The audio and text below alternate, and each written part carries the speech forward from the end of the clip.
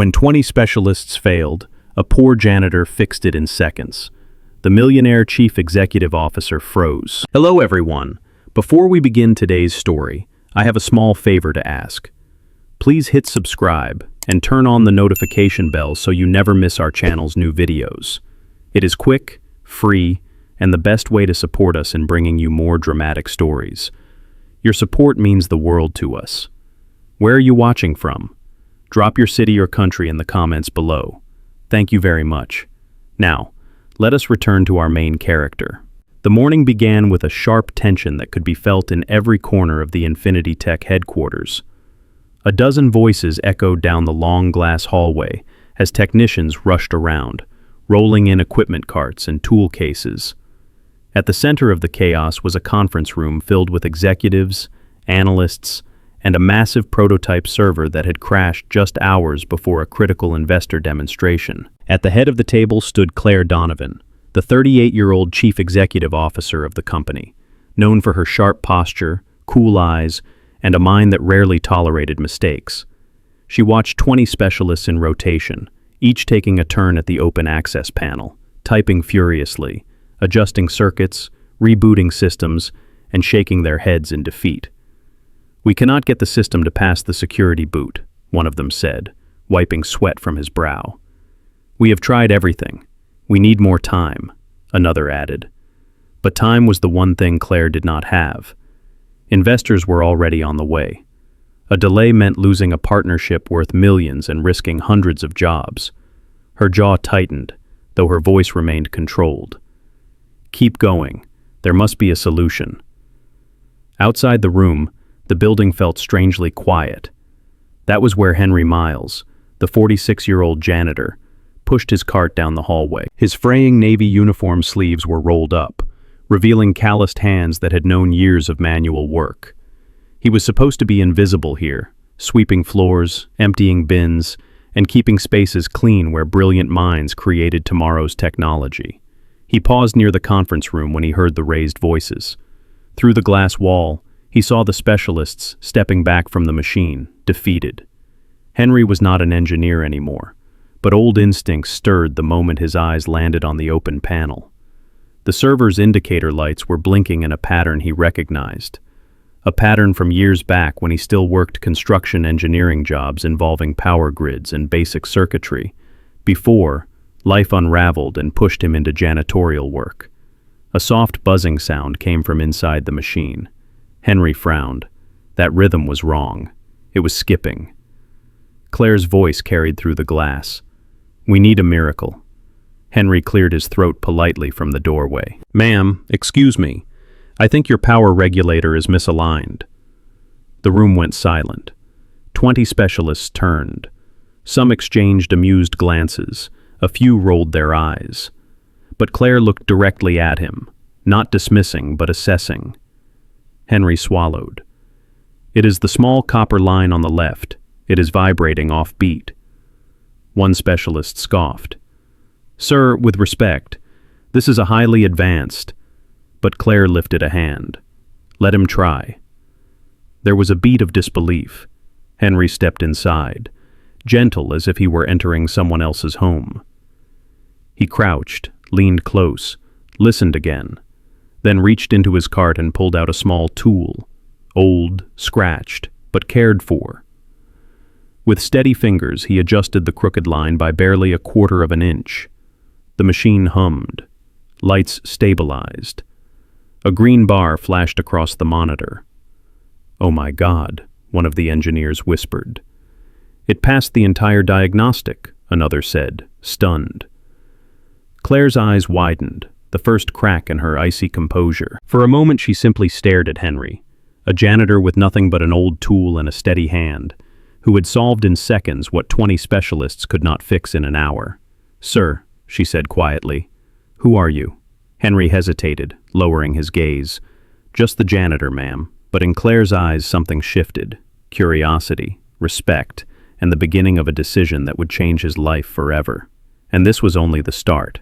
The hours after the incident moved slowly, like the building itself was trying to absorb what had happened.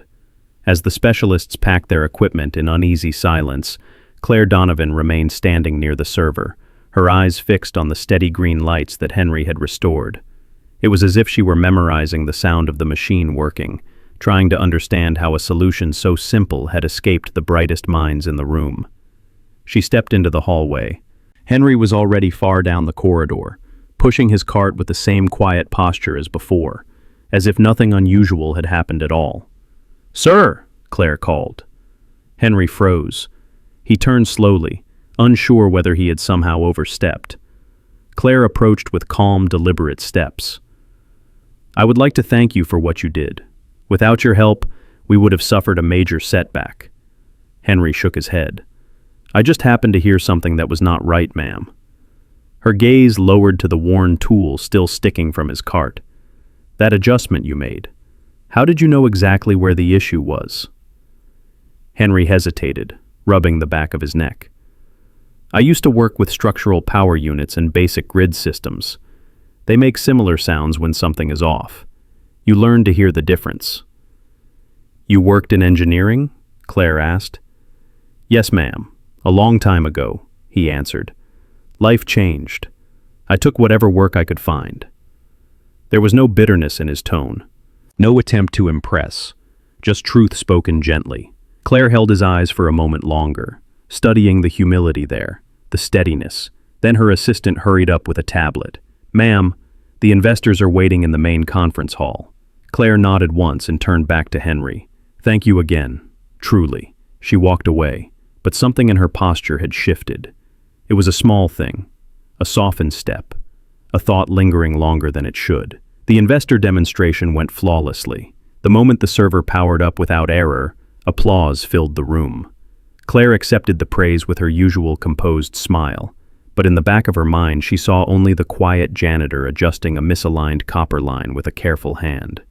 Hours later, long after most employees had gone home, Clare remained in her office overlooking the city skyline.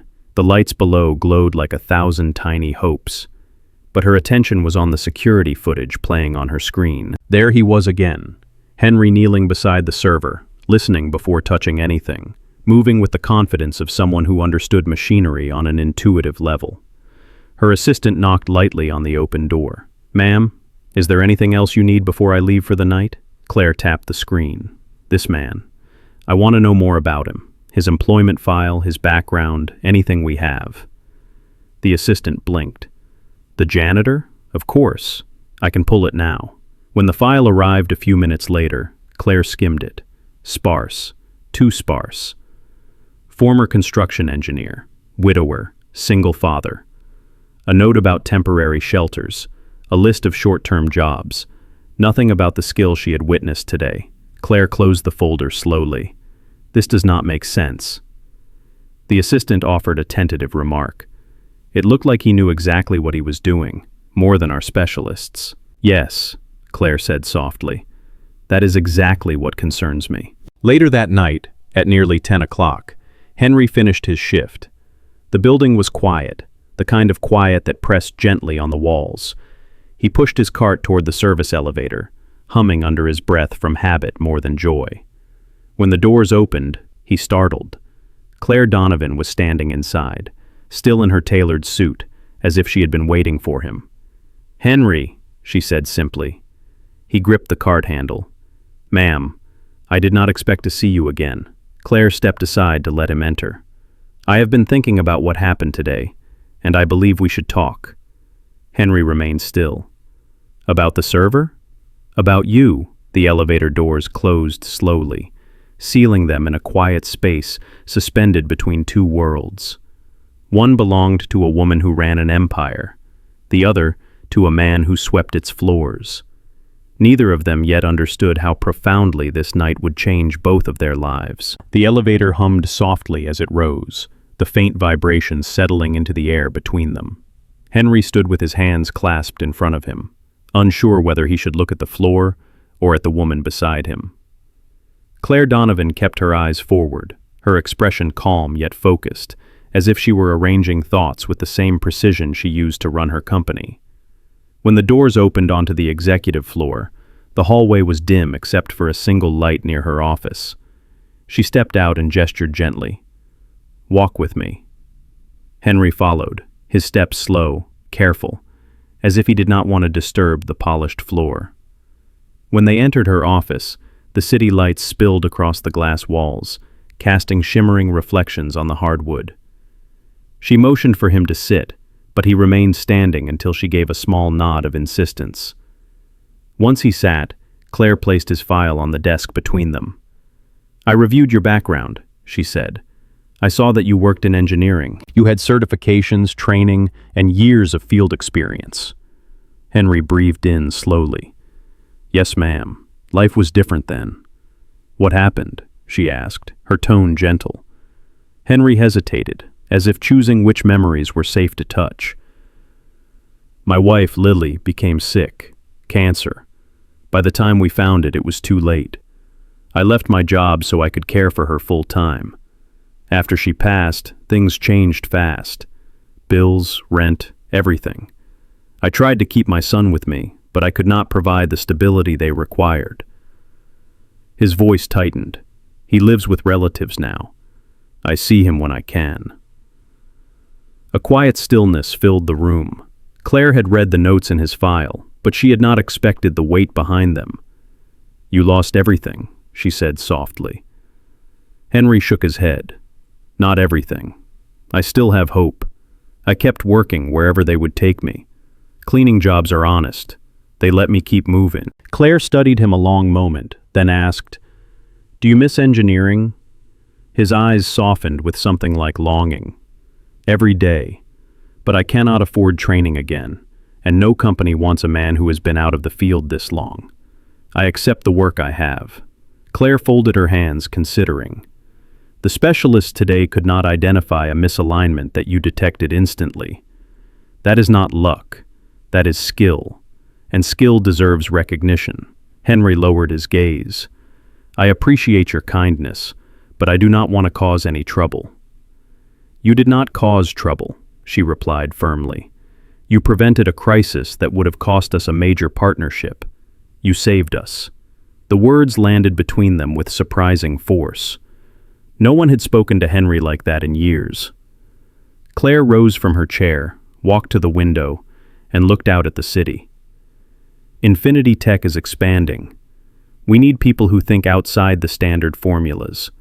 People who understand machines intuitively. People who do not give up when things get difficult. She turned to him. "I want to offer you a position, not janitorial work. A technical support apprenticeship under our engineering division. Paid training, full benefits, and a clear path into the field again." Henry's breath caught in his throat. "Ma'am, I do not know what to say." "Say yes," she said simply. His hands trembled slightly. "Why me? There are younger candidates, people with degrees." Claire stepped closer, her voice steady. "Because you have something they do not. You have resilience. You have experience that cannot be taught. And you have the humility to see what others overlook." Henry swallowed hard, emotions tight in his chest. "It feels too good to be true." "It is real," she assured him. "But the decision must be yours." He closed his eyes for a moment, picturing his son, the small smile the boy used to have when Henry fixed broken toys or built models with scrap materials. There was a time when Henry believed he could build anything. Maybe he could believe again. When he opened his eyes, there was a quiet resolve in them. "If you will have me, ma'am, I will do my best." A rare, soft smile touched Claire's face. "Then welcome to Infinity Tech, Henry." For the first time in years, Henry felt the weight on his shoulders lift, replaced by something fragile but powerful. Hope. He did not yet know that this opportunity would lead him into a new world, one that would test him, strengthen him, and bring him closer to the woman who had just changed his life. Henry arrived the next morning before sunrise, standing outside the engineering division with the same nervous steadiness he once carried on his first day at a construction site many years ago. The glass doors reflected his worn jacket and the badge clipped to his shirt that now read, "Technical Support Apprentice." He touched the edge of the badge lightly, as if making sure it was real. Inside, the engineering floor buzzed with quiet energy. Screens glowed with lines of code. Holographic schematics rotated in mid-air, and the hum of machinery blended into a steady background rhythm. Henry felt like he had stepped into a world he once belonged to, yet had been locked out of for far too long. A tall man with sandy hair approached him with a friendly smile. "You must be Henry. I am Daniel, senior engineer. The chief executive officer asked me to lead your training." Henry nodded politely. "Thank you, sir. I hope I will not slow you down." Daniel laughed softly. "Anyone who can diagnose a misalignment by sound alone is not going to slow me down. Come on, I will show you around." He guided Henry through the workspace, pointing out each station. "We have diagnostic benches here, calibration tools there, simulation pods at the far end. For the first few weeks you will shadow me, study the basics again, and gradually take on your own cases." Henry listened carefully, absorbing each detail, asking small questions when necessary. Daniel watched him with growing curiosity. There was something different about the way Henry observed equipment. He did not just look, he listened, he felt. He treated every machine like it had a personality. By noon, Daniel handed him a simple device. "Try this one. It is a training model. Something is wrong with the power channel. Tell me what you think." Henry lifted the device, held it close to his ear, and rotated it slightly. The faintest skip in the vibration trembled against his fingertips. He adjusted a single screw, just a quarter turn, and the light flicked to a steady glow. Daniel blinked. "That is exactly right. How did you know that?" Henry answered honestly. "It sounded tired, like the current was dragging." Daniel stared for a moment, then broke into a grin. "Henry, you are going to be very good at this." Across the day, word spread through the department that the quiet janitor who had fixed the prototype server was now part of the team. Some engineers approached out of curiosity, others out of respect. All of them noticed the same thing. Henry did not push himself forward, but his sincerity drew people in. When he spoke, he grounded every explanation in real-world experience, not theory. In the late afternoon, Claire arrived on the engineering floor, observing quietly from a distance as Henry worked with Daniel. She watched him studying a circuit board with deep concentration, his brow slightly furrowed, his hands steady. There was a calm professionalism in him that no resume could have captured. Daniel noticed Claire and walked over. "Ma'am, he is everything you said he was." Claire nodded once. "How is he adjusting?" "Exceptionally well. It is like he never left engineering. He just fell out of the system." Claire's eyes softened. "Then we will help him rise again." She approached Henry, who stood and straightened instinctively. "Good afternoon, Henry. How was your first day?" He gave a small, almost shy smile. "It was more than I expected, ma'am. Thank you again for this opportunity." "You earned it," she replied, "and this is only the beginning." As she walked away, Daniel nudged Henry lightly. "You know, the chief executive officer does not usually check on apprentices. You have impressed her." Henry shook his head gently. "She is kind. She saw something in me that I thought was gone." Daniel studied him for a moment. "Maybe she sees what you have not allowed yourself to see yet." When Henry left the building that evening, the sky over the city was a deep orange, fading into violet. He paused on the steps, breathing in the cool air. For the first time in years, he did not feel like he was just surviving the day. He felt like he was moving toward something real, something he might deserve. Henry's second week at Infinity Tech began with a sense of quiet purpose. He arrived early each morning, reviewing manuals, studying schematics, and completing every assignment Daniel gave him with deliberate care. The engineering team had grown used to seeing him at the same workstation, his hands moving with practiced steadiness as he inspected wires, connectors, and circuit pathways. Every day brought a small improvement, a restored confidence he never thought he would feel again. But progress did not come without challenges. Midway through the week, Daniel approached him with a tablet in hand. "Henry, we have an issue with one of the older support units on level 3. It keeps overheating. I want you to take the first look." Henry nodded, though a flicker of worry crossed his expression.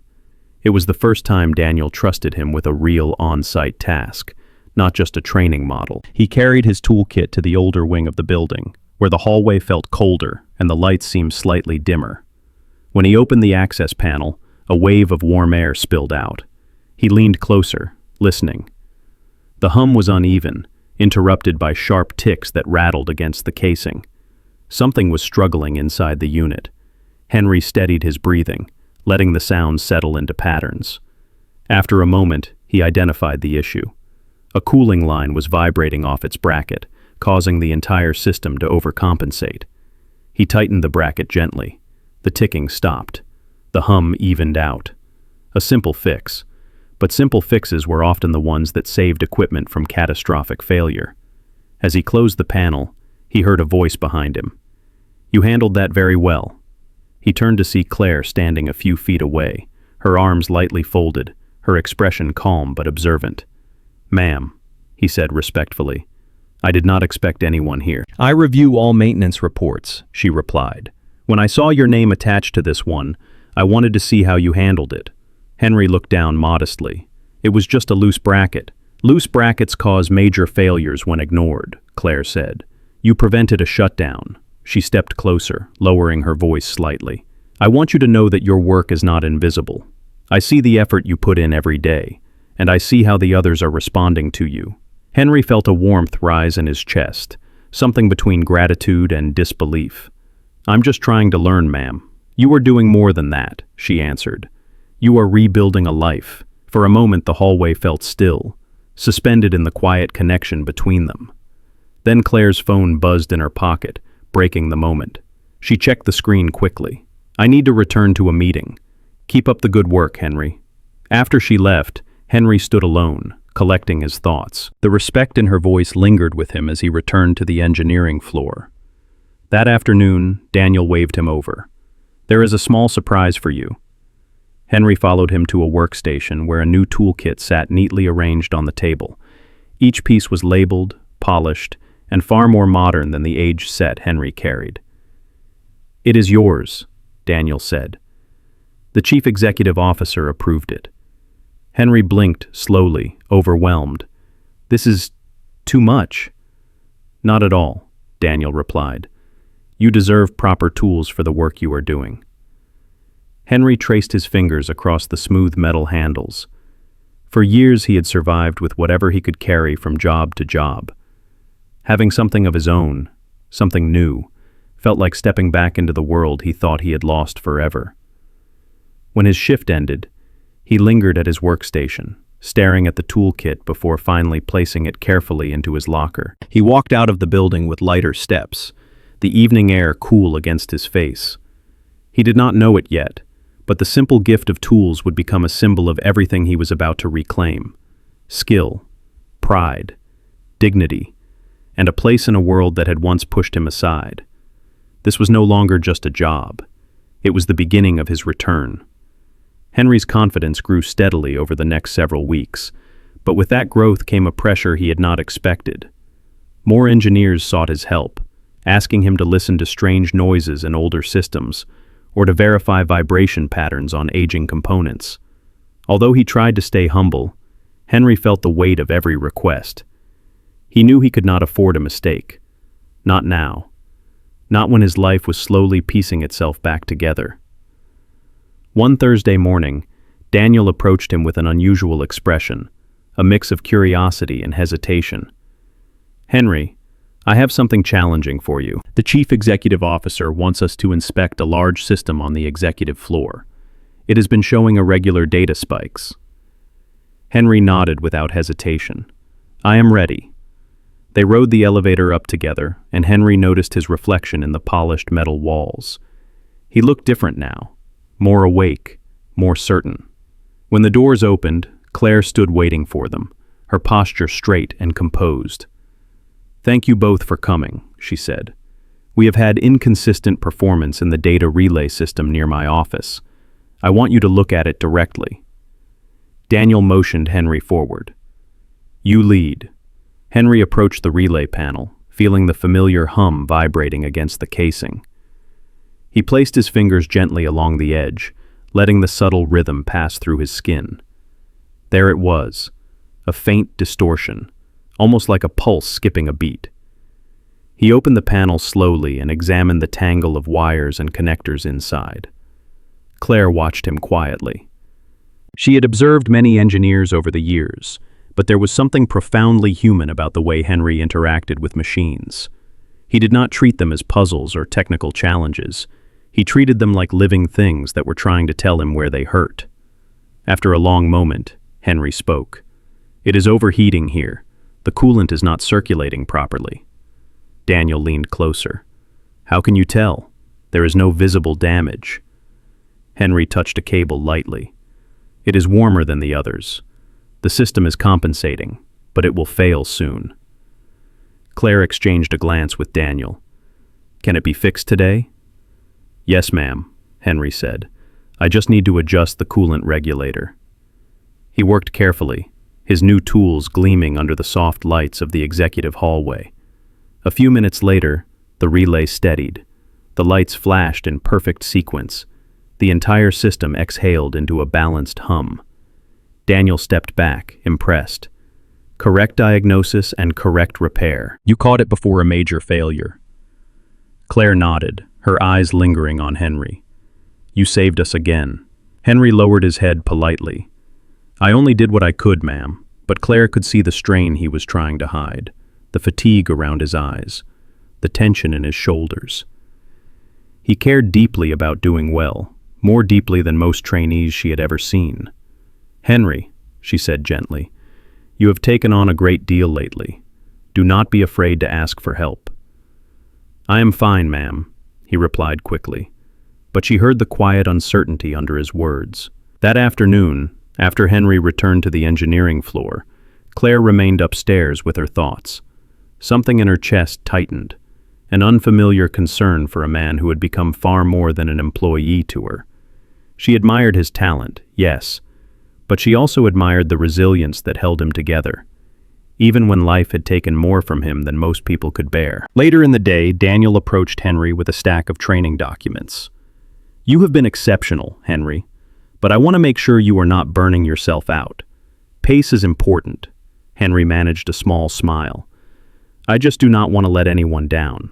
Daniel placed a reassuring hand on his shoulder. "You already lifted more than your share, and you are not alone. We are a team." The words stayed with Henry as he finished his shift. For years he had carried everything by himself: grief, responsibility, survival. Now, for the first time, he was learning how to stand among others again. As he stepped outside into the cool evening air, he paused on the steps of the building. The city skyline glowed behind him, and he felt something shift inside him. The fear that had once held him down was slowly losing its grip. He was becoming himself again, and tomorrow he would rise a little more. Henry's progress did not go unnoticed, but success carried a shadow he did not expect. As he grew more confident, as more engineers sought his insight, a quiet tension began spreading through a corner of the department. A few employees whispered behind screens, exchanging doubtful glances whenever Henry passed. They were not openly hostile, but their skepticism clung to the air like a subtle chill. One afternoon, just before lunch, Daniel handed Henry a new assignment. "We have a malfunctioning interface panel in the sub-level data corridor. It has been giving false readings for days. I want you to take a look." Henry nodded and gathered his tools. "Yes, sir." As he walked toward the sub-level, two engineers from another team passed by and exchanged low voices. "Hard to believe a janitor is doing diagnostics now," one muttered. "He must have gotten lucky with that server," the other replied. "No way he can keep this up." Henry kept walking, pretending not to hear, but their words sank into him like small, sharp stones. He pushed the elevator button and let the silence settle around him. Luck. It had been years since anyone suggested that anything he did came from luck. When the elevator doors opened, the narrow data corridor felt colder than usual. The dim lights hummed faintly, illuminating rows of access panels. Henry found the malfunctioning unit, opened it carefully, and listened. A thin, unpleasant buzz vibrated through the frame. The sound was wrong, sharp and uneven, as if the energy flow was scraping against something inside. He leaned closer, tracing the cables with his fingertips. Suddenly the buzz jumped, a pulse of static snapping against the metal. Henry pulled his hand back. Something deeper was wrong. He examined the power channel again and froze when he saw it. A connector had been loosened deliberately. Not broken, not worn out. Loosened. There was no natural reason for that kind of disturbance. Someone had tampered with the panel. A quiet confusion filled his chest. Why would anyone sabotage a minor system like this? What purpose would it serve? He resecured the connector, tightened the alignment screw, and stabilized the power output. The panel settled instantly. The system had been fixed, but the unease inside him remained. When he returned to the engineering floor, Daniel looked up from his workstation. How did it go? Henry hesitated. The issue was unusual. The connector appeared to have been loosened. Daniel frowned. Are you saying someone did it intentionally? I cannot be sure, Henry said, choosing his words carefully. But it did not look like an accident. Before Daniel could answer, Claire stepped into the room. She had overheard just enough to pick up the tension. Is something wrong? Henry straightened instinctively. The sub-level panel was malfunctioning, ma'am. It has been repaired. Claire studied him. And what caused the fault? Henry hesitated again. He did not want to accuse anyone without proof. There was a loose connector. It could have been human error.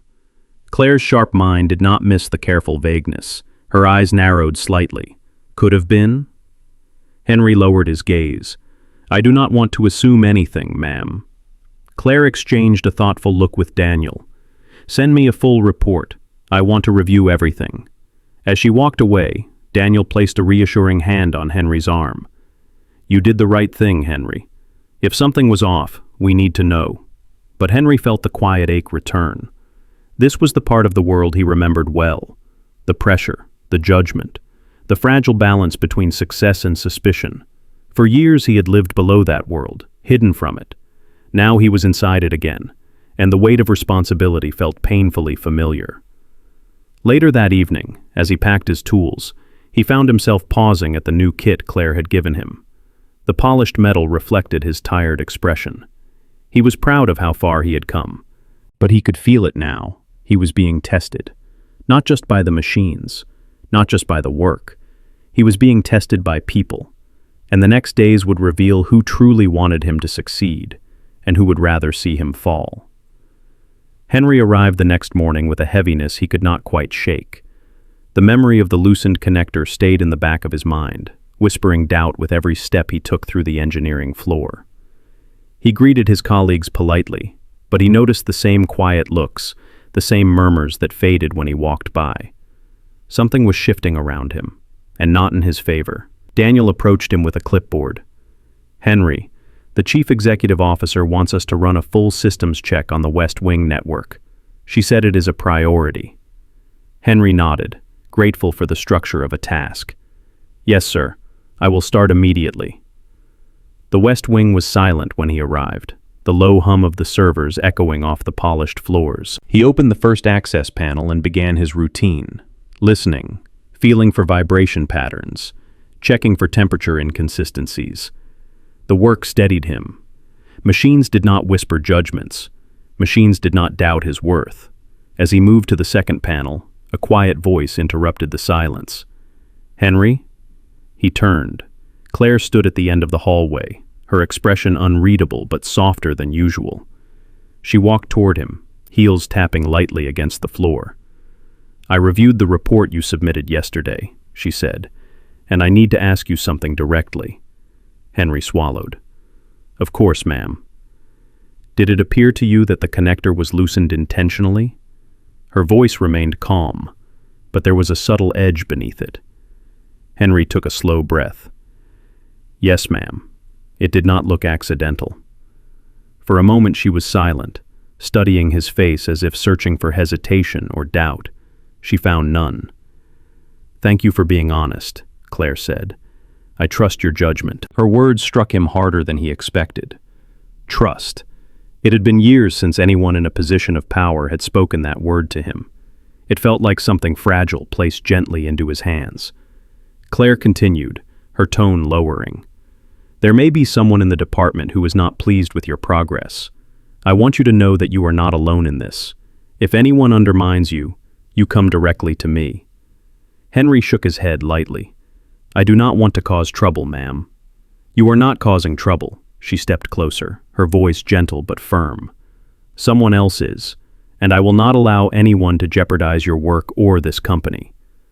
A quiet warmth spread across Henry's chest, easing the tension that had been building inside him. Thank you, ma'am. I appreciate your support. Claire exhaled softly, as if relieved he believed her. You earned it. Everything you have achieved here has been through your own dedication. Do not forget that. She turned to leave but paused after a few steps. Without looking back, she added, Do not doubt yourself, Henry. The company needs you more than you realize. When she was gone, Henry stood in the quiet hallway, absorbing every word. The weight that had been pressing down on him all morning began to lift, replaced by a resolve stronger than anything he had felt since returning to engineering. He returned to his work with renewed focus, his movements steady, his senses sharp. He might be surrounded by doubt from a few voices, but he now carried something far more powerful and far more rare. He had the trust of the chief executive officer, and that trust would soon be tested in ways neither of them could yet see. The tension inside the engineering division came to a head just 2 days later. A critical relay on the lower floors suddenly crashed, sending alerts across the entire building. Engineers rushed toward the service lifts, voices overlapping in panic. If the relay failed completely, it would shut down several wings of Infinity Tech, including the secure data centers. Daniel spotted Henry from across the room. We need you on this. Now. Henry followed him without hesitation, gripping his toolkit tightly. When they reached the lower floors, a crowd had already gathered around the access panel. The door hung open, its interior a mess of crossed wires and disconnected components. Claire arrived moments later, calm but commanding. What happened? One technician spoke quickly. It looks like a total failure, ma'am. Henry stepped forward, leaning close to the panel. He listened, letting the faint electric rhythm settle into his awareness. But the rhythm was wrong. Not just broken, violated. This was no accident. Someone had deliberately sabotaged the system. He turned to Claire. Ma'am, this was intentional. A murmur rippled through the room. Claire's eyes hardened. Can you fix it? Henry nodded. Yes, but I will need time. Everyone stand back, Claire said firmly. Give him space. Henry worked with intense focus, reconnecting the severed lines, stabilizing the channel, and recalibrating the core regulator. The tension in the room thickened with every passing minute. Finally, he tightened the last screw, stepped back, and waited. The system hummed, the lights steadied. A soft chime signaled full restoration. Relief swept through the room. Some engineers even broke into applause. Claire stepped toward Henry, her voice low but filled with pride. You saved this company again.